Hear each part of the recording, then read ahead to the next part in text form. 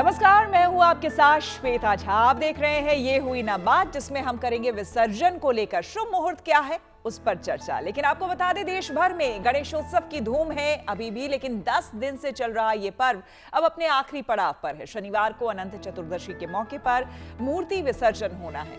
हिंदू धर्म में अनंत चतुर्दशी पर्व का विशेष महत्व है और ये पर्व हर साल भाद्रपद मास के शुक्ल पक्ष की चतुर्दशी तिथि को मनाया जाता है। इस दिन मूर्ति विसर्जन कर बप्पा को विदाई दी जाती है।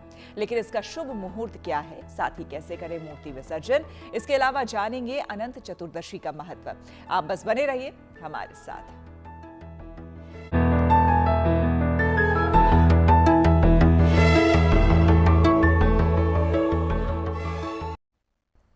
तो गणपति विसर्जन का मुहूर्त बताने से पहले आपको कुछ तस्वीरें हम दिखा देते हैं। शहर शहर घर घर गणपति बप्पा की कृपा बरस रही है। अलग अलग जगहों पर बप्पा विराजे हुए हैं। देश भर में आस्था, उल्लास और परंपरा का ऐसा संगम देखने को मिल रहा है जो करोड़ों दिलों को एक डोर में जोड़ देता है। मुंबई के लालबाग के राजा में भी श्रद्धालुओं की भीड़ लगी है, तो वहीं अभिनेत्री रवीना टंडन पुणे में गणपति पंडाल पहुंची और गणेश जी की पूजा अर्चना की। गणेशोत्सव में पंडाल भी एक से बढ़कर एक बने। महाराष्ट्र के अकोला में शिवाजी गणेश मंडल ने पंडाल को काशी की थीम दी। उधर गुजरात के अमरेली में बप्पा को नए नोटों से सजाया गया।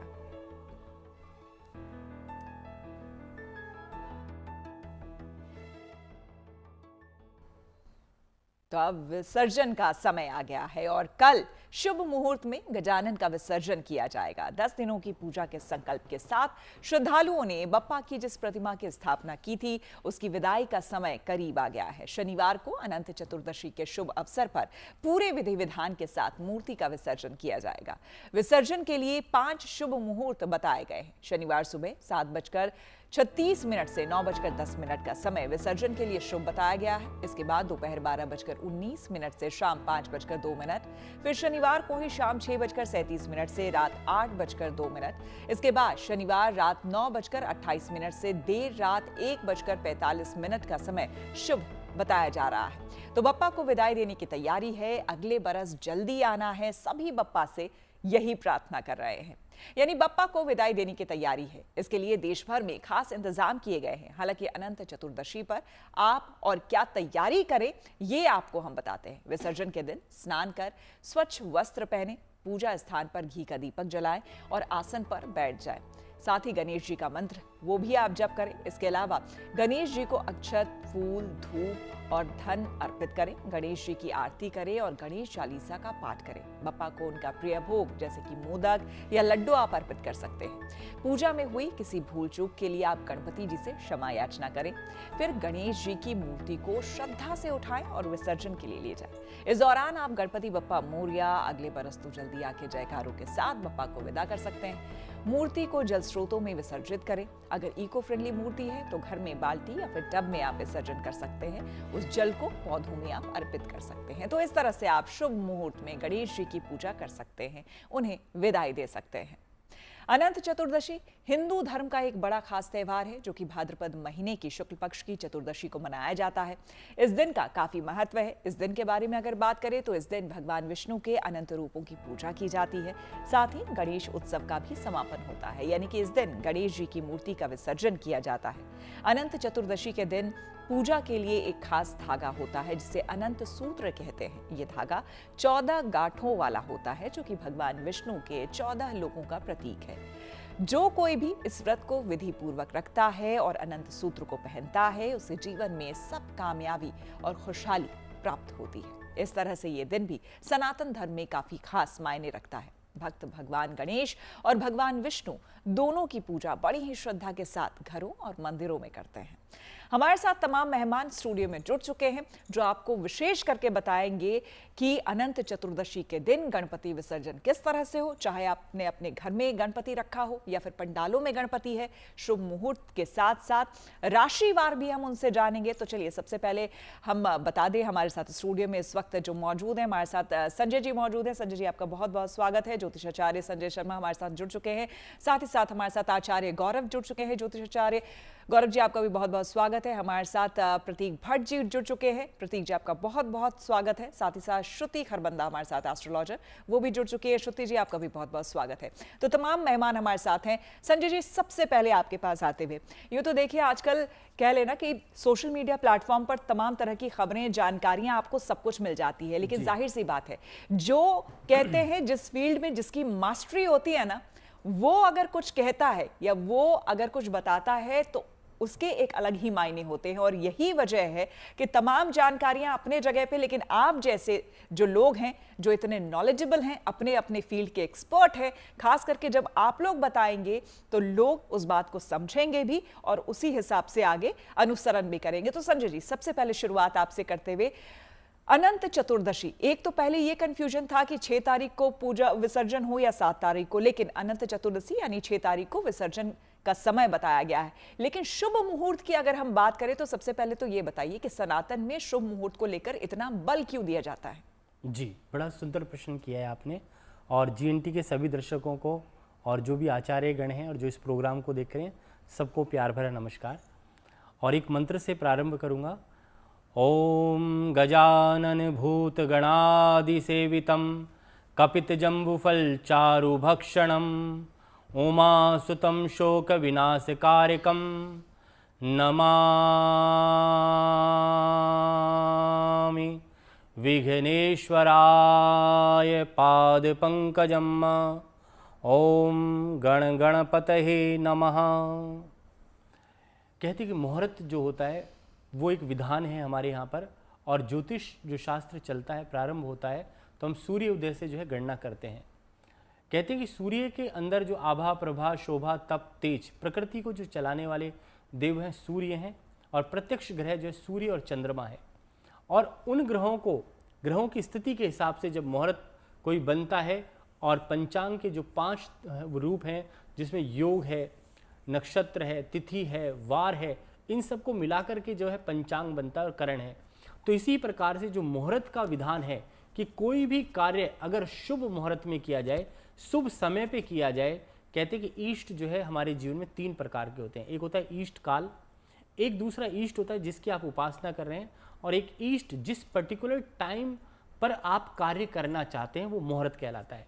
तो अगर आप स्थिर लगन में जब भगवान की स्थापना करते हैं, पूजा करते हैं, तो स्थिर लगन में करते हैं। पर मैं ये कहूँगा कि जो ये अनंत चतुर्दशी के दिन जब भगवान गणपति का विसर्जन कर रहे हैं, तो आप चर लगन में भी कर सकते हैं, स्थिर लगन में भी कर सकते हैं, दोनों लगनों में किया जा सकता है। और सुबह का प्रातः काल का जो समय है, आप देखें कि सूर्य उदय के जो है 1.5 घंटे के बाद से जो समय प्रारंभ हो रहा है, 7:36 से लेकर के और 9:36 तक का, कहते हैं कि 1.5 और 2 घंटे के करीब का जो लगन होता है, 2 घंटे का लगन, उसमें अगर आप भगवान गणपति का विसर्जन करते हैं, कि भगवान को विसर्जित तो आप अवश्य कर रहे हैं। कहते कहा जाता है शास्त्रों में कि आप गणेश जी की मूर्ति और प्रतिमा को जो है जल के अंदर मग्न करा रहे हैं, परंतु क्या है कि पहले समय में जो है मूर्ति को सिर्फ स्नान कराने का विधान था, और स्नान करा करके जब पत्थर की मूर्तियां होती थी तो घर ला करके वापस स्थापित कर देते थे। पर अभी क्या है,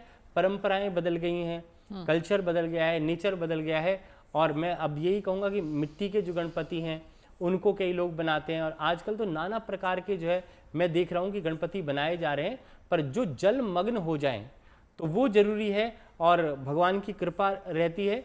और गणेश जी की जब आप उपासना करते हैं, कोई भी मंत्र का जाप करते हैं, और गणेश जी की पूजा, कहते हैं कि सबसे प्रथम पूज्य जो है गणपति महाराज हैं, उन्हीं की पूजा की जाती है। और गणेश जी को सबसे ज्यादा बुद्धिमान माना जाता है। कहते हैं कि उनसे कहा गया कि आप पूरे ब्रह्मांड की जो है परिक्रमा कर लो, पर उन्होंने अपने माता पिता की परिक्रमा करी। तो कहा जाता है गणपति जो है सबसे ज्यादा बुद्धिमान है, ज्ञान और बुद्धि के देने वाले हैं। आप देखिए उनका स्वरूप जो है आनंद में है, कान बड़े हैं। कहते हैं कि अच्छा सुनने की क्रिया, भद्रम करने भी श्रृणुयाम देवा भद्रम पश्येमा, गुणों के भंडार हैं गणपति, और इसी वजह से और कई ऐसी खूबियां हैं गणपति में। अगर गिनाना शुरू करेंगे तो आप सभी, मुझे लगता है कि हमारा कार्यक्रम भी खत्म हो जाएगा, लेकिन उनकी खूबियां कम नहीं है, वो घटेंगी नहीं। आचार्य गौरव, आपके पास आते हुए ये बताइए कि हम बात कर रहे थे गणपति उत्सव जो मनाते हैं उसके पीछे वैसे तो कई सारी कहानी है, पौराणिक कहानियां भी जुड़ी हुई है, ऐतिहासिक कहानियां भी जुड़ी हुई है, लेकिन अगर बहुत ही सिंप्लीफाइड वे में हम बात करें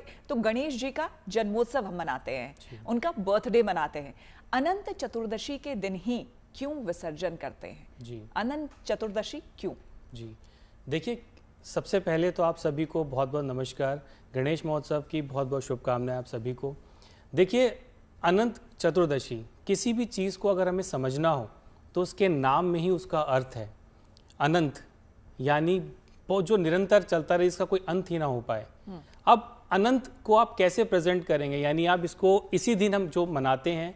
देखिए, सबसे पहली चीज़, आपके घर में जितनी भी दरिद्रता है, कोई दुख है, कोई परेशानी है, गणेश भगवान की पूजा करके आप इन सभी चीज़ों को आप समाप्त कर सकते हैं। यानी कि ये मल्टीपल टाइम, आप अगर एक बार पूजा आप कर रहे हो या एक बार आप समाधान कर रहे हो तो उसको मल्टीपल टाइम, जैसे कि अभी आचार्य जी ने कहा कि शुभ मुहूर्त, ये जो एक ऐसी परिस्थितियां होती हैं कि किसी भी चीज़ की शुभता को बढ़ाने के लिए एक शुभ मुहूर्त का, एक शुभ काल का एक समय होता है जिसको निश्चित किया जाता है। और अनंत यानी कि आपके जीवन में जितनी भी परेशानी है, ये ऐसा टाइम फेस होता है कि गणेश भगवान की पूजा करके, उनकी आराधना करके आप अपने सभी दुखों को समाप्त कर सकते हो। और वैसे अगर मैं आपको एक चीज़ और बताऊं तो ये विष्णु जी का भी दिन है। अनंत चतुर्दशी के दिन विष्णु जी के जो सारे स्वरूप हैं उनकी भी पूजा की जाती है। इस दिन फास्ट भी रखा जाता है, जिसको हम व्रत कहते हैं, व्रत भी रखा जाता है। ये एक ऐसा टाइम पीरियड होता है, एक ऐसा समय होता है जब हम अपनी परेशानियों को पूर्ण रूप से हम गणेश जी की पूजा करके समाप्त कर सकते हैं।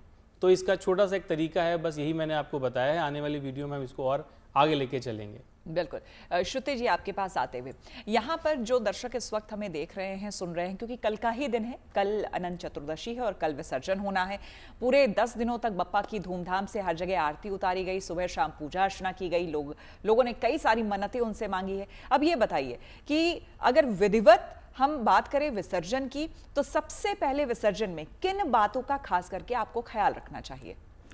देखें, वैसे ईश्वर कि हम जिस विधि पूजा करें, सबसे ज़्यादा ज़रूरी होता है कि हम उनका ध्यान को धारण करें, मतलब उनको हम याद करते हुए अपने दिन की शुरुआत करें। तो आप स्नान आदि करके पहले उनकी आखिरी जो फाइनल प्रेयर्स होती हैं वो आप पूजा पाठ करिएगा। उसमें फूल, दुर्वा, मोदक, लड्डू, वो सब लेके, फल फूल जैसे करा जाता है, उस सामग्री के साथ अगर आप पूजा करेंगे, उसके बाद आप विसर्जन के लिए जाएंगे। अगर आप उस दिन व्रत रख रहे हैं तो आप अनंत सूत्र, जिसका हम सब यहाँ पे सारेगण जो है जिक्र कर चुके हैं, वो आप बांध सकते हैं उस दिन, और उसके बाद आप उस दिन का व्रत रख सकते हैं। तब हम उनको जो है विसर्जन के लिए लेके जाते हैं। देखिए, एक बहुत ख़ास बात है, 10वें दिन हम विसर्जन कर रहे हैं, क्योंकि यही एक रूल है जो सनातन धर्म में कहा जाता है ना, कि 9 के बाद 10 यानी 1, और 10 में देखिए 1 के साथ 0 है, तो वो ख़त्म और फिर 1 से शुरुआत। तो इसी तरीके से जैसे आप बाइनरी नंबर्स भी देखते हैं ना, 0 1 0 1, तो एक ऑफ एक ऑन, तो ये एक यूनिवर्सल कोड ऑफ रूल आप इसको कह सकते हैं। तो इसलिए भी हम जो है इस दिन 10वें दिन जो है उनका विसर्जन करते हैं, और हमारे सारे त्यौहार भी इसी तरह से जो है क्रम में लगाए गए हैं। अब बात कर लेते हैं कि उस दिन आप किस तरह से पूजा अर्चना कर सकते हैं, विसर्जन कर सकते हैं। देखिए, ज़्यादातर जो रिचुअल्स के हिसाब से किया जाता है, जिसको हमने सेट किया है साइंटिफिक मैनर्स में, उसमें यही है कि आप सुबह पूजा पाठ करके विसर्जन उनका कर दें। शुभ मुहूर्त की महत्ता है, क्योंकि गणेश जी देखिए वैसे भी उनको सिद्धि विनायक कहते हैं, और विनायक वो जो सारे विघ्नों को हर ले, तो विघ्नों को हरने वाले, और उन्हीं के लिए जब हम पूजा करें तो मुहूर्त ना देखें तो ये भी सही नहीं है। तो मुझे लगता है कि मुहूर्त में करना जो है, आपको विघ्न नहीं आएगा, जल्दी से आप आराम से जो है कर सकेंगे। और उसके बाद भी घर आके जो है आप इस बात का जरूर ध्यान रखें कि आप दोबारा एक बार, अगर आप खास तौर पर व्रत हैं, तो 11 बार या 108 बार अपनी क्षमता अनुसार गणेश जी के नाम का स्मरण जो है आप जरूर करें। बिल्कुल प्रतीक जी, यहाँ पर लेकिन कई ऐसे दर्शक हैं हमारे, और खास करके जो पूजा पंडाल हैं वहां पर जिस तरह से पूजा अर्चना होती है, और जो घरों में जिस तरह से बप्पा विराजे हुए हैं, अभी भी कई लोग ऐसे होंगे जिन्होंने 10 दिनों तक रखा होगा घर में बप्पा को, तो उनके लिए अगर विधि पूर्वक, मैं आपसे जानना चाहूं कि वो विधि क्या हो, विशेष करके क्या कोई खास मंत्र होता है, किस दिशा में पूजा करनी चाहिए, अगर आप बताएं। निश्चित तौर पर बहुत ही अच्छा प्रश्न। उससे पहले एक 10 सेकंड की बात जोड़ना चाहूँगा। अनंत चतुर्दशी, सबको पता है भगवान विष्णु की पूजा होती है।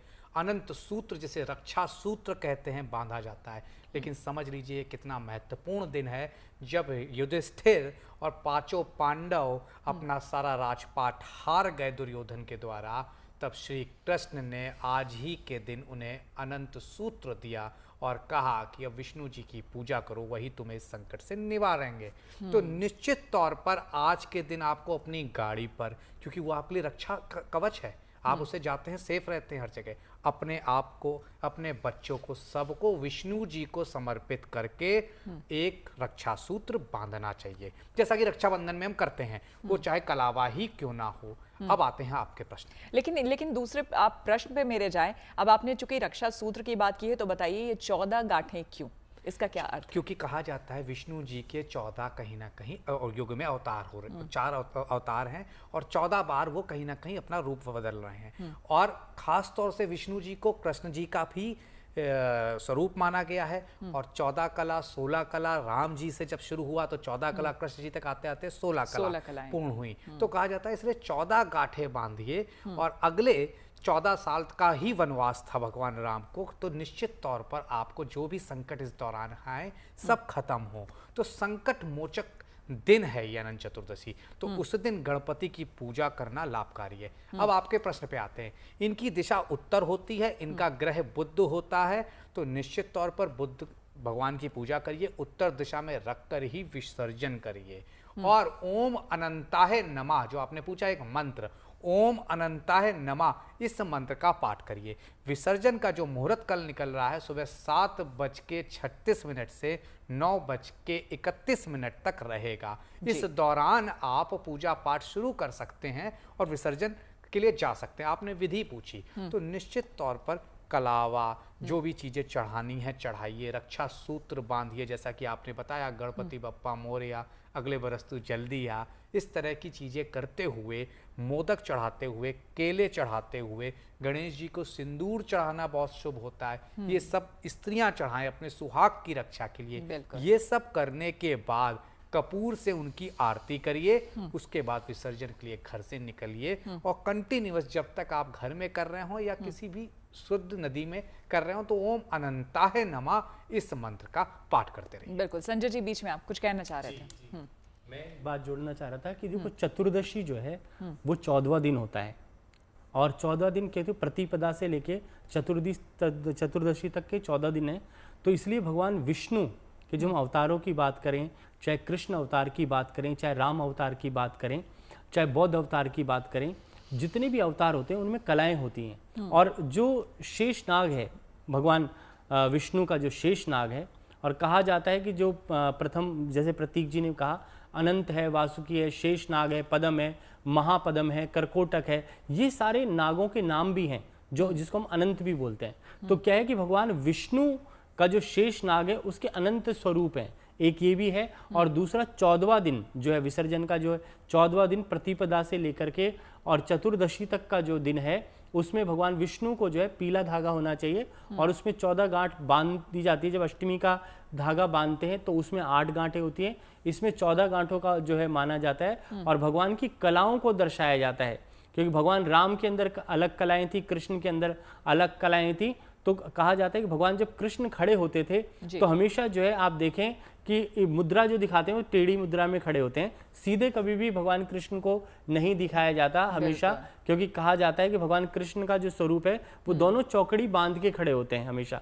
तो वो जोड़ने का प्रतीक है। अनंत का मतलब है जिसका कभी भी अंत ना हो, जो सदा चलता रहे। और अनंत सूत्र का अर्थ है कि वो सदा आपकी, भगवान जिस प्रकार से रक्षा करते हैं किसी भी स्वरूप में आकर के, वो सदा आपके जीवन में आपकी रक्षा करें और सदा आपके जीवन में सुख शांति रहे।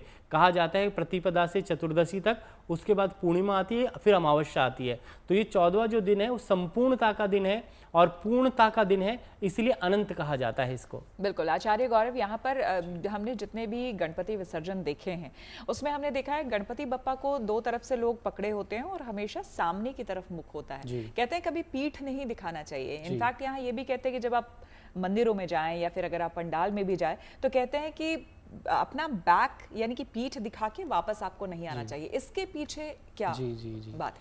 देखिए, गणेश भगवान की जब हम पूजा करते हैं तो सबसे पहले ये होता है कि हमारे जितने भी दुख हैं, जितनी भी परेशानियां हैं, वो सबको समाप्त करें। और गणेश जी की जब भी जो बैक साइड है, जो हमें बोला जाता है, इसको आप अगर ध्यान से समझेंगे तो वो सारी दुख बीमारियों को लेके जाते हैं। तो जब भी हम इनको घर से विसर्जन के लिए लेके जाते हैं तो कोशिश ये करते हैं, ये करा जाता है कि काफ़ी लोगों को इसके बारे में नॉलेज भी है, कई लोग नए स्थापित करते हैं, उन्हें थोड़ा सा मिसगाइड भी हो जाते हैं कई बार। तो उनका जो फेस है वो आपकी घर की साइड रहता है। जब आप एंट्रेंस से निकलोगे तो उनकी जो बैक साइड है पहले वो घर के बाहर निकाली जाती है कि जो जितनी भी परेशानियां हैं, जितनी भी बीमारियां हैं, जितने भी दुख हैं, वो अपने आप समाप्त हो जाएं। अब विसर्जन के लिए कई बार क्या होता है, जैसे 10 दिनों का ये समय है, लेकिन इसमें भी कुछ अंतराल होते हैं, जैसे 1.5 दिन का 1.5 दिन का समय होता है, 3 दिन का भी समय होता है, 5 दिन का भी होता है और 7 दिनों का भी होता है। इसमें भी आप विसर्जन अपने अनुसार एक शुभ मुहूर्त के अंदर आप कर सकते हो। थोड़ा सा मैं चीज़ें बताना चाहूँगा कि अगर आप इनका विसर्जन आप करने जा रहे हैं या विसर्जन करने का मैं तरीका थोड़ा सा आपको गाइड करना चाहता हूँ।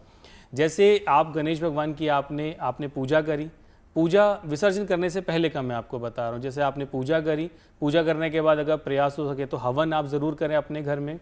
उसके बाद एक लकड़ी की कोई चौकी आप ले लीजिए, उस पर आप स्वास्तिक बनाएं, थोड़े से अक्षत रखें और एक गुलाबी कपड़ा लेकर उस पर आप रखें और उसके चारों कोनों पे आप सुपारी को आप बांध दें, चाहे उसके जितने भी जो 4 पैर हैं वहाँ पे उस कपड़े को आप बांध सकते हो। गणेश जी की प्रतिमा को एक शुभ मुहूर्त के अंदर, जैसा भी आप पंचांग के थ्रू आप निकलवा सकते हो, शुभ मुहूर्त में उसको लेके अपने घर से निकलें। कोशिश करें कि उनका जो फेस है, जब आप एग्जिट करेंगे तो फेस आपके घर की साइड होगा और वहाँ से फिर जब विसर्जन आप करने जाएंगे तो विसर्जन करने से पहले एक बार उनकी कपूर से भी आप आरती करें और आपकी जितनी भी परेशानियां हैं, जितने भी दुख हैं, वो सब आप उनसे मांगें और कोशिश करें कि आपकी गलतियों के लिए आप उनसे माफ़ी मांगें कि अनजाने में हमसे जो गलती हो गई है उसके लिए हमें माफ़ करें और उनको श्रद्धापूर्वक आप विसर्जित करें।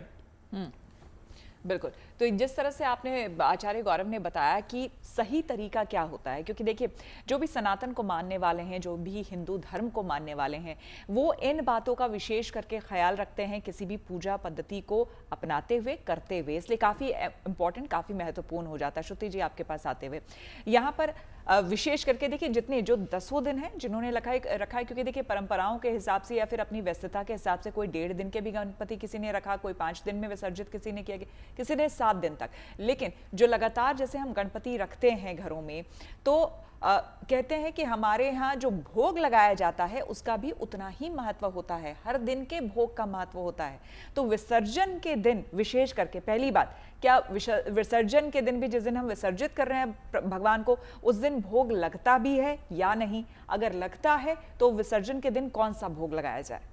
देखें, विसर्जन के दिन भोग आप बिल्कुल लगाइए, क्योंकि अब तो हम उनको भेज रहे हैं ना। देखें, इंसान कुछ भी जो इंसान की योनि में आता है ना, देखें जब वो जाता है तो अग्नि तत्व में जाता है, लेकिन जब ईश्वर होते हैं उनका विसर्जन होता है वो जल तत्व में होता है।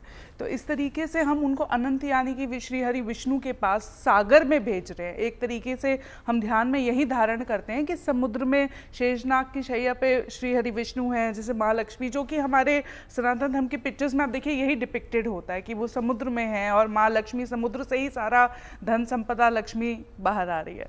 तो इस तरीके से हम बाकी जहाँ तक देखें उसकी बात है, भोग की बात है, बिल्कुल गणेश जी को भी स्नान आदि करा के तैयार करके उनको भोग लगा के ही भेजा जाता है। बाकी जिसकी जैसी श्रद्धा, देखिए एक बेसिक कोड ऑफ कंडक्ट हमेशा होता है जिसको हम कहते हैं सेंस ऑफ डिस्क्रिशन। किसी भी चीज़ को हम चैलेंज कर सकते हैं, नहीं ऐसे क्यों होता है, क्या ये सही है या वो सही है। बात ये है कि आप जितना कर सकें आपका भाव होना चाहिए, लेकिन एक बेसिक कोड ऑफ कंडक्ट होता है ना कि देखिए हम किसी की रिस्पेक्ट करते हैं तो ऐसा तो है नहीं कि फिर हम उसको साथ में बदतमीजी से बोल भी दें और कहते हैं नहीं हम तो दिल से बड़ी रिस्पेक्ट करते हैं, लेकिन आपने मुंह पे तो उनसे तहजीब से बात नहीं ठीक से करी। तो एक बेसिक कोड ऑफ कंडक्ट होता है कि आप खुद भी स्नान करें और फिर पूजा करें, उनको भोग लगाएं, उसके बाद उनको स्नान करा के फिर आप उनको जो है विसर्जन के लिए वहाँ पे लेकर जा रहे हैं।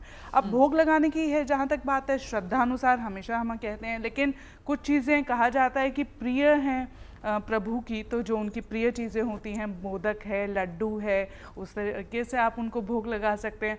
वरना अपनी सक्षमता अनुसार जो आपको ठीक लगे, जो आपके कुल की परंपरा हो, क्योंकि कुल की परंपरा भी बहुत महत्व रखती है, तो कुल परंपरा के अनुसार भी जो है आप उन्हें भोग लगा सकते हैं। और अगर आपको कुछ भी नहीं पता है तो गेंदे के फूल, गुलाब के फूल, साथ में लड्डू या मोदक, ये एक standard basic code of conduct जिसे कहते हैं ना, कि उसका भोग लगा के आप उनको विसर्जन के लिए ले। बिल्कुल, इतना तो हम जानते हैं कि गणपति को मोदक बहुत पसंद है, लड्डू बहुत पसंद है, तो अगर आपको और कुछ समझ में नहीं आ रहा है तो कम से कम ये भोग तो आप लगा ही सकते हैं।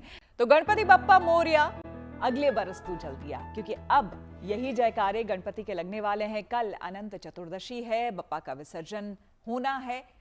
आंखें नम होंगी लोगों की, भक्तों की, लेकिन उसके बावजूद मन में कहीं ना कहीं संतुष्टि होगी कि 10 दिनों तक खूब सेवा की है बप्पा की, और जो भी मुराद उनसे मांगी है वो बप्पा जरूर पूरी करेंगे।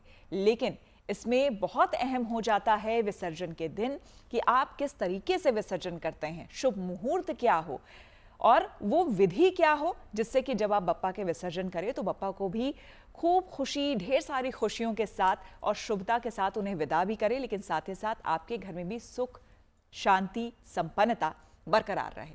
ये जानने के लिए अब हम राशिवार जानेंगे। हमारे जो तमाम ज्योतिषाचार्य यहाँ स्टूडियो में मौजूद हैं, उनसे हम राशिवार जानेंगे कि किस तरह से राशि के हिसाब से जो श्रद्धालु हैं, जो दर्शक इस वक्त हमें देख रहे हैं, वो कल बप्पा की विदाई करें। संजय जी, सबसे पहले आपसे शुरुआत करते हुए शुरुआत की 3 राशि से शुरू करते हैं। जरा आप बताइए कि किस तरह से राशिवार लोग, ये भी बताइएगा किस रंग के वस्त्र भी कल पहने, साथ ही साथ राशिवार ये बताइए कि किस तरह का भोग लगे, तमाम चीजें। जी, सबसे पहले हम बात कर लेते हैं मेष राशि। मेष राशि के जो स्वामी हैं मंगल हैं, हनुमान जी हैं, और इसमें 3 नक्षत्र आते हैं, अश्वनी, भरणी और कृतिका, और अक्षर जो है चू, चे, चोला, ली, लू, ले, लो, ल और अ, इन अक्षर से जिनका नाम प्रारंभ होता है तो ये मेष राशि के अंतर्गत आते हैं। इन राशि वालों को क्या चढ़ाना चाहिए? अगर हम बात करते हैं तो भगवान गणपति को जो सबसे ज़्यादा प्रिय है, सब लोग बताते हैं मोदक है, पर मैं कहूँगा कि जिनकी मेष राशि है उनको मोतीचूर का लड्डू अवश्य भगवान को, गणपति को चढ़ाना चाहिए। दूसरा, आप गणेश जी को जो भोग लगाते हैं तो पान का पत्ता, सुपारी, लौंग, इलायची, दूर्वा, इनको भी जो है अर्पित करें गणेश जी को, और जिससे कि मेष राशि वालों के जीवन में प्रसन्नता आए। आपको कलर जो है लाल या ऑरेंज या मैरून कलर के कपड़े पहनने चाहिए, जिससे कि आपको थोड़ा सा आपकी राशि के हिसाब से जो है भगवान गणपति का शुभ फल मिले। आप देखिए गणेश जी की जो प्रतिमा होती है, ऑरेंज कलर की जो मूर्ति होती है, घर में स्थापित करते हैं हम लोग, तो जिनकी मेष राशि वाले हैं गणेश जी की मूर्ति भी ऑरेंज कलर की रखें और भगवान को जो है मोतीचूर का लड्डू चढ़ाएं। इसके अलावा आप केले का फल जो है भगवान गणपति को दे सकते हैं, और पान का पत्ता नहीं मिले तो पीपल के पत्ते को भी रख सकते हैं, जो कि विष्णु का प्रिय है, तो गणेश जी को चढ़ाया जा सकता है। दूसरी, अगर हम बात कर लें वृषभ राशि की, जिनकी वृषभ राशि है उनको क्या चढ़ाना चाहिए? इसमें कृतिका नक्षत्र का प्रादुर्भाव होता है, रोहिणी और मृगशिरा, इनके 3 नक्षत्र होते हैं, तो इनके लिए जो है सफ़ेद कलर जो है सबसे ज़्यादा पसंद होता है। तो आपको वाइट रंग की मिठाई आप भगवान को अर्पित कर सकते हैं, कलाकंद चढ़ा सकते हैं, मीठा भोग लगा सकते हैं, और ज़्यादा कुछ नहीं कर सकते तो आप भगवान गणपति को जो है दूध का भी भोग लगा सकते हैं, दुग्ध का। इसके अलावा मिश्री का भोग लगाया जा सकता है गणपति को। इसके अलावा आप पान का पत्ता, सुपारी, लौंग, इलायची, ये सब भी अर्पित कर सकते हैं। पर गणेश जी की पूजा में दूर्वा का सबसे ज़्यादा महत्व है, तो गणेश जी को दूर्वा अवश्य ही अर्पित करें, जिससे कि गणेश जी की कृपा आपके ऊपर बने, और आप जो है कोशिश करें कि वाइट कलर के कपड़े या क्रीमिश कलर के कपड़े पहनकर और गणपति का आवाहन करें। अगर आपके पास में चांदी की मूर्ति है तो उसको स्थापित करें, उससे विशेष लाभ रहेगा। नहीं तो कोई भी सिल्वर कलर की मूर्ति लेकर के और गणेश जी की पूजा आप कर सकते हैं, जिनकी वृषभ राशि है। अब बात कर रहे थे मिथुन राशि की। अब मिथुन राशि जो है वो गणेश जी की, क्योंकि मिथुन राशि के जो स्वामी हैं वो बुध हैं, और बुध जो प्रतीक है वो गणपति जी के ही प्रतीक हैं, तो गणेश जी को जो है ग्रीन कलर जो है बहुत ज़्यादा पसंद होता है। तो हरी वस्तुएं जो है भगवान गणपति को अर्पित करें, ग्रीनरी अर्पित करें, और आप भोग भी जो लगाएं वो ग्रीन कलर के फलों का, फ्रूट्स का, वो आप अर्पित कर सकते हैं। इसके अलावा जो है मिठाई और मोदक इत्यादि भी आप चढ़ा सकते हैं। कहा जाता है कि पान चढ़े, फूल चढ़े और चढ़े मेवा, तो मेवा का भी आप भोग लगा सकते हैं। और भगवान गणपति जो है कहते हैं कि थोड़े से में ही प्रसन्न हो जाते हैं। और आरती में भी आता है जय गणेश जय गणेश जय गणेश देवा, माता जाकी पार्वती पिता महादेवा, पान चढ़े फूल चढ़े और चढ़े मेवा, लड्डुअन का भोग लगे संत करे सेवा। तो क्या है कि ये सब चीजें जो ग्रीन चीजें अर्पित करें, पर पान का पत्ता जरूर अर्पित करें जिनकी मिथुन राशि, और ग्रीन कलर के कपड़ों का प्रयोग करें और गणेश जी के मंत्र का जो है जरूर जाप करें। और अगर हो सके तो गणेश अथर्व शीर्ष का पाठ कर लें, गणेश पंच महारत्नम का पाठ करें। इसके अलावा गणेश प्राणम्य का पाठ करें और गणेश चालीसा आप कर सकते हैं। और सबसे जो पावरफुल है वो तो गणेश जी का जो है मुदाकरात मोदकम सदा विमुक्ति साधकम, कलाधरा वसंसकम विलास लोक रक्षकम, अनायके कनायकम विनाशते भदैत्यकम, नता सुनासकम नमामितम विनायकम। गणेश पंचरत्नम का पाठ करें, उससे आपके जीवन में सुख शांति समृद्धि की प्राप्ति होती है। और गणेश जी रिद्धि और सिद्धि के दाता है, वो सब कुछ आपको अर्पित कर देते हैं। बिल्कुल संजय जी, आपने बहुत ही सही तरीके से दर्शकों को बताया है।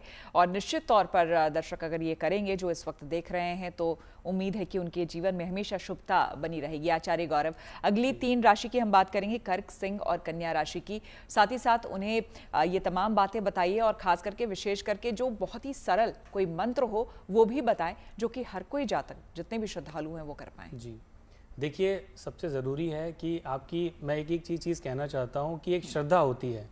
आपकी जो भी श्रद्धा है आप उस अनुसार आप अपने उपाय करें, समाधान करें।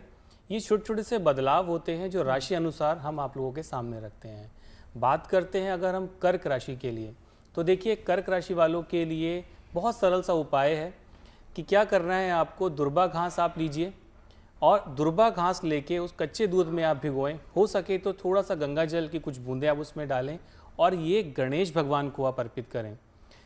कर्क राशि चंद्रमा को रिप्रेजेंट करती है, यानी अगर आपकी कुंडली में चंद्रमा कहीं भी खराब है, जो मन और मनस्थिति को दर्शाता है, तो गणेश भगवान से आप ये मनोकामना मांगे कि वो आपके चंद्रमा की स्थिति को ठीक करें, आपकी परिस्थितियों को बेहतर करें, आपकी सोच को बेहतर करें। और साथ ही साथ आप कोशिश करें कि कोई भी ऐसी, जैसे कि कोई वाइट मिठाई आप ले लीजिए, ये गणेश भगवान को आप अर्पित कर सकते हैं। ये इसके काफ़ी अच्छे रिजल्ट आपको मिलेंगे। बात करें अगर सिंह के लिए, तो देखिए सिंह वालों के लिए मैं यही कहूँगा कि आप लड्डुओं का भोग लगाएं और पंचामृत भी आप उनको अर्पित कर सकते हैं। सिंह राशि के स्वामी जो हैं वो सूर्य होते हैं, और सूर्य एक ऐसे ग्रह हैं जो बुध के साथ युति करते हैं। यानी कि अगर हम गणेश जी के लिए माने तो बुध की प्रतिमा, यानी बुध से संबंधित जितने भी कुंडली में दोष हैं, सूर्य उसको बल देते हैं। तो ये बहुत सरल सा उपाय है जिससे आपकी सिंह राशि वालों के लिए उनको काफ़ी अच्छे रिजल्ट इसमें मिलेंगे। अगर मैं बात करता हूँ कन्या वालों के लिए, तो देखिए कन्या राशि के लिए सबसे अच्छा तरीका है कि आप कोशिश करें कि आप, जैसे हरी मूंग होती है, हरी मूंग उनको आप अर्पित करें, हरी मूंग के कुछ दाने आप अर्पित करें और उसमें से कुछ दाने आप लेकर, किलो सवा किलो लेकर, ये मंदिर में किसी को आप दान करें, कुछ दाने लेकर, और कुछ दाने आप अपने घर में अपनी किचन में भी आप उसको रखें। इससे आपको बहुत अच्छे इसके रिजल्ट मिलने वाले हैं। और कोशिश आप ये करें कि प्रयास करें कि कोई हरी मिठाई, यानी जैसे कि अगर कोई हरी मिठाई मिलती है, कोई हरा फल मिलता है, तो ये आप ज़रूर आप गणेश भगवान को आप अर्पित करें। ये एक बहुत सरल और बहुत आसान उपाय हैं जो ये तीनों राशि वाले अच्छे तरीके से कर सकते हैं। श्रुति जी, अब अगला अगर हम बात करें तो तुला, वृश्चिक और धनु राशि वाले, वो क्या करें ये तो बताइए। लेकिन आपसे ये भी सवाल पूछना चाहूंगे, अभी संजय जी ने बताया, गौरव जी ने बताया, हरे रंग की इतनी महत्ता क्यों है? देखिए, हम हमेशा ना कनेक्टिंग द डॉट्स कहते हैं, तो हमने ऊर्जाओं को, ग्रहों को, ईश्वर को ज्योतिष शास्त्र में कहीं ना कहीं कनेक्ट कर रखा है। हरा रंग बुध का भी प्रतीक है। दुर्वा घास जब हम उनको गणेश जी को अर्पित करते हैं तो रिद्धि सिद्धि कहते हैं। देखिए, रिद्धि जो है आपकी धार्मिक उन्नति के लिए बहुत ज़रूरी है। धार्मिक उन्नति यानी जब आपने इंसान की योनि में आपने जन्म लिया है तो आपको धन, धान्य, संपन्नता, समृद्धि सब कुछ चाहिए। तो रिद्धि वो आपकी ज़िंदगी में जो है दर्शाती है। सिद्धि की बात है तो देखिए आध्यात्मिक सिद्धि की बात है कि आपने कोई कला जो है, कोई ज्ञान जो है वहाँ पे आपने सिद्धि करी। आध्यात्मिक यानी कि खुद का अध्ययन करना, आत्मा का अध्ययन करना, जो मौन रह के होता है, तो आध्यात्मिक सिद्धि होती है। तो ज्ञान का कहते हैं बहुत ज़्यादा बल वैसे ही बढ़ जाता है। तो हरा रंग की जब हम बात करते हैं, हरा रंग बुध का प्रतीक होता है, उसको गणेश जी से भी जोड़ के देखते हैं। देखिए बुधवार के दिन गणेश जी की अक्सर पूजा करने का महत्व आपने देखा होगा। तो 3 नंबर, 6 नंबर, कन्या राशि और मिथुन राशि, ये उससे इनको जो है ज्योतिष शास्त्र में जोड़ के देखा जाता है। इसलिए हम कहते हैं कि हरे रंग की भी बहुत महिमा है, कहीं ना कहीं वो ज्ञान से जुड़ा हुआ रंग भी है। जैसे पीला रंग जो है गुरु बृहस्पति से जुड़ा हुआ है, जो आपको इंसाइट्स देता है, डिवाइनली इंसाइट्स, जैसे इंट्यूशन आप कहते हैं ना कि मुझे ऐसा महसूस हुआ, मुझे ऐसा ख्याल आया, ईश्वरीय कोई ख्याल आया तो हमने ऐसा किया। तो उसी तरीके से हरे रंग को हम जोड़ के देखते हैं और रंगों का वही प्रभाव हमारी जिंदगी में गहन तरीके से दिखता है। राशियों की बात कर लेते हैं। जी हाँ, अब बात कर लेते हैं राशियों की। तो बात करते हैं तुला राशि की। सबसे पहले देखें, शुक्र ग्रह से संचालित होने वाली ये राशि है। तो वैसे भी रिद्धि सिद्धि के जो बहुत ज़्यादा इंपॉर्टेंस है इनकी ज़िंदगी में वैसे भी होती है, उनकी कृपा भी इन पर जो है बनी रहती है। माँ लक्ष्मी की कृपा भी इन लोगों को जो है बहुत मिलती है। तो ये गणेश विसर्जन वाले दिन यानी कि अनंत चौदस की जब हम बात करते हैं, श्री हरि विष्णु की पूजा भी उस दिन ज़रूर करें। इत्र का प्रयोग करें जब आप गणेश जी को भी उनकी पूजा करेंगे, स्नान आदि वगैरह करवाएंगे, तो कहते हैं सुगंधित फूल। अक्सर आपने देखा होगा जो कर्म कांड मतलब जो पूजा पाठ करवाने वाले पंडित जी होते हैं वो अक्सर कहेंगे माल्यादीनी सुगंधिनी। तो सुगंधित फूल का बहुत अब यहाँ पे महत्व आ रहा है। तो सुगंधित फूल हो, इत्र हो, वो आप उनको ज़रूर जो है चढ़ाएं, तो वो आपके लिए जो है काफ़ी शुभ रहेगा। अब बात करें साथ में, अगर आप जैसे इत्र अगर आप बहुत जल्दी में प्रबंध नहीं करा सकते हैं तो घर में कोई चांदी का वर्क हो या सफ़ेद चीज़ें जैसे कि मखाने हो गए, अगर वो अरेंज हो जाएंगे तो भोग में, प्रसाद में आप उनको मखाने का भोग भी जो है लगा सकते हैं, तो वो भी आपके लिए सही रहेगा।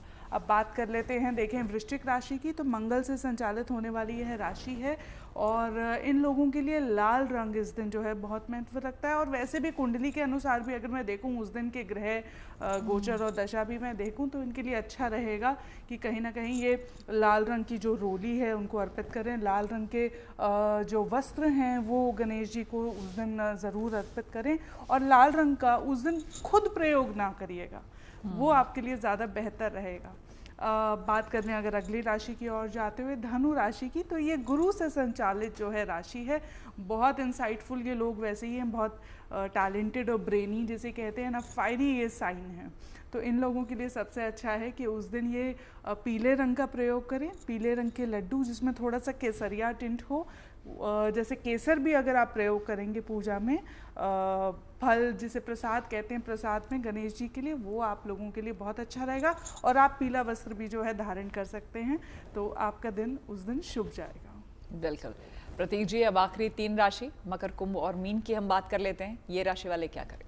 देखिए, मकर, कुंभ और मीन, वैसे भी कुंभ राशि इसमें सबसे ज़्यादा परेशान चल रही है, 7.5 और ग्रहण भी लगने जा रहा है अनंत चतुर्दशी के अगले दिन उसी राशि में। तो लेकिन सर्वप्रथम मकर राशि की बात, शनि की एक राशि जहाँ पर बुध निर्णायक स्थिति में होते हैं क्योंकि भाग्येश होते हैं। कन्या राशि उदय हो रही होती नवम भाव में उनके, तो निश्चित तौर पर ऐसे लोगों को दूर्वा कुशा जरूर गणेश जी को चढ़ानी चाहिए। क्यों? दूर्वा और कुशा के बारे में श्वेता जी कहते हैं सीता जी के केश हैं। तो एक जगह लिखा गया है वामन अवतार में ये विष्णु जी के केस हैं। तो आप समझिए, इसीलिए दुर्वा इतनी अति शुद्ध, अति पवित्र क्यों हो गई। और गणेश जी जो कि कहीं ना कहीं देवी देवताओं में सबसे सर्वप्रथम पूज्य हैं, इसलिए उनको चढ़ा कर ही उनकी शक्ति का, उनकी भक्ति का और उनके आशीर्वाद का आह्वान करना चाहिए। तो मकर लग्न, मकर राशि वाले ये कर लें। नौकरी व्यापार की स्थिति आपकी अच्छी दिखती है और आगे भी अच्छी बनी रहे तो 5 तुरवा लीजिए, ओम गण गणपतये नमः इस मंत्र के पाठ के साथ चढ़ा दीजिए। आर्थिक स्थिति हालांकि आगे भी अच्छी दिखती है, लेकिन उसके लिए पिस्ते की मिठाई का भोग लगा दीजिए। पारिवारिक जीवन, दाम्पत्य जीवन मधुर रहेगा क्योंकि बुद्ध का एक विशेष कृपा आप पर है। वो बुद्ध हर चीज़ को चलाना जानते हैं, चलायमान करना जानते हैं, चाहे वो विवाह क्यों ना हो, चाहे वो बिजनेस क्यों ना हो, चाहे वो इंटरनेट के माध्यम से फ़ोन कॉल क्यों ना हो। तो इसीलिए आपको सब समझ में आता है। तो इसलिए आप आपका पारिवारिक जीवन अच्छा बना रहे, हरी चूड़ियाँ किसी भी सुहागन स्त्री को दान दे दीजिए। स्वास्थ्य के मामले में सब कुछ ठीक दिखता है, सिर्फ दवाओं का दान करना है आपको। अब बात कर लेते हैं कुंभ लग्न और कुंभ राशि वालों की। ये प्रताड़ित राशि है इस साल की, क्योंकि कहीं ना कहीं अभी सराष्टक योग बना हुआ है राहु मंगल का। राहु की 7.5 से, शनि की 7.5 से पीड़ित है। अब कल के बाद 8 तारीख को भारत का पहला चंद्र ग्रहण जो दिखेगा वो भी इसी राशि में हो रहा है, शतभिषा नक्षत्र और पूर्व भाद्रपद में, तो ये भी अच्छा नहीं है। तो निश्चित तौर पर आपको नौकरी व्यवसाय में ध्यान रखना होगा, शत्रु आपको पीछे खींचेंगे, अधिकारियों का साथ नहीं मिलेगा। उसके लिए अपने गुरु को या अपने अधिकारी को या अपने एडवाइजर को, अगर इनमें से कोई भी आसपास नहीं है, तो अपने माता पिता को हरे रंग की कोई भी मिठाई गिफ्ट कर दीजिए। आर्थिक स्थिति आपकी बेहतर रहेगी निश्चित तौर पर आने वाले समय में। उसके लिए आपको तुलसी का सेवन आज के दिन करना है और विष्णु जी को चढ़ानी भी है। पारिवारिक जीवन बेहतर दिखता है, वहाँ कोई समस्या नहीं है, लेकिन प्रेम में प्रॉब्लम हो सकती है, तो थोड़ा सा कुछ समय के लिए उसको टाल दें डिसीजन को। स्वास्थ्य के मामलों में खुद का स्वास्थ्य ठीक है, पिता को स्वास्थ्य को छोटी मोटी दिक्कतें आ सकती हैं, तो निश्चित तौर पर उनके दिक्कतों का ख्याल रखा जाए। अब बात कर लेते हैं आखिरी राशि मीन लग्न और मीन राशि वालों की। तो निश्चित तौर पर आपके लिए देखा जाए तो अनंत चतुर्दशी के दिन सबसे पहले भगवान विष्णु को ओम अनंताय नमः, ओम नमो नारायणाय नमः, इस मंत्र के साथ पीली मिठाई और गुड़ चढ़ाना है। इससे आपकी नौकरी व्यापार अच्छी रहेगी, जो आने वाले समय में और अच्छा होता हुआ दिख रहा है। आर्थिक स्थिति आपकी बेहतर होने जा रही है, शेयर मार्केट से लाभ होने जा रहा है और शेयर मार्केट से लाभ बरकरार रहे उसके लिए निश्चित तौर पर आपको मूंग की दाल का दान करना चाहिए। पारिवारिक जीवन बेहतर रहेगा, प्रेम प्रसंग में लाभ के संकेत दिखते हैं। उसके लिए आप हो सके तो नीले कलर के फूल निश्चित तौर पर उस दिन मतलब कल के दिन शिव जी को भी चढ़ाएं। स्वास्थ्य बेहतर दिखता है, कहीं कोई समस्या नहीं। गणेश जी को गेंदे के फूल और गजानन को मोदक चढ़ाते हैं, सब बेहतर हो जाएगा। बिल्कुल। तो ये तमाम राशियों के बारे में, पूरी जितनी भी हमारी 12 राशियां हैं उनके बारे में बताया आप लोगों ने। संजय जी, चलते चलते एक सवाल, एआई का ज़माना है और अब सारे लोग जितने भी जो है ना, बच्चे से लेके बड़े सभी टेकी हो गए हैं इस वक्त। तो जो लोग नहीं पहुंच पा रहे हैं दर्शन के लिए भी, या फिर जो विसर्जन में भी शामिल होना चाह रहे हैं, नहीं पहुंच पा रहे हैं, वीडियो कॉलिंग से कुछ हो पाएगा उनका? जी, बड़ा आशीर्वाद की प्राप्ति होगी। जी, आज का जो युग है वो टेक्नोलॉजी का युग है, और उस टेक्नोलॉजी में एआई हो, पहले से गूगल तो पहले से ही आ गए हैं। तो क्या है कि आजकल वीडियो कॉल है, आप व्हाट्सअप कॉल देखें तो आजकल कहीं से भी जैसे दर्शन हो परमात्मा के, और आपके माध्यम से, आपके चैनल के माध्यम से तो हमें हो ही जाते हैं। जो हम जन्माष्टमी पे भी आए थे, तो ये युग जो है वो कलयुग का अर्थ होता है कल पुर्जों का युग, अर्थात जो है मशीनरी का युग है। इसमें एआई इन्वेंशन है, बहुत सारी नई नई इन्वेंशंस आ रही हैं, तो इसके थ्रू भी आप जो है दर्शन कर सकते हैं और भगवान का ध्यान कर सकते हैं, और उतना ही फल आपको मिलेगा। बिल्कुल, जितना लोग वहां पर मौजूद, पूर्ण फल मिलेगा। और कहते हैं कि भगवान को तो जो है जितना अर्पित कर दो उतना ही कम है। तो मैं कहूँगा 56 भोग और खीर का भोग जाते वक्त गणेश जी को अवश्य लगाएं और कहें आवाहनम न जानामि ना जानामि विसर्जनम पूज्याम चेव न जानामि क्षम्यांतम परमेश्वरः। बिल्कुल। तो तमाम जितनी भी गलतियां हुई हैं उसके लिए क्षमा मांगिए और गणपति बप्पा को एक बार फिर से कहिए, गणपति बप्पा मोरया, अगले बरस तू जल्दी आ। इसी कामना के साथ यहाँ पर आप सभी का बहुत बहुत धन्यवाद हमारे इस कार्यक्रम में शामिल होने के लिए।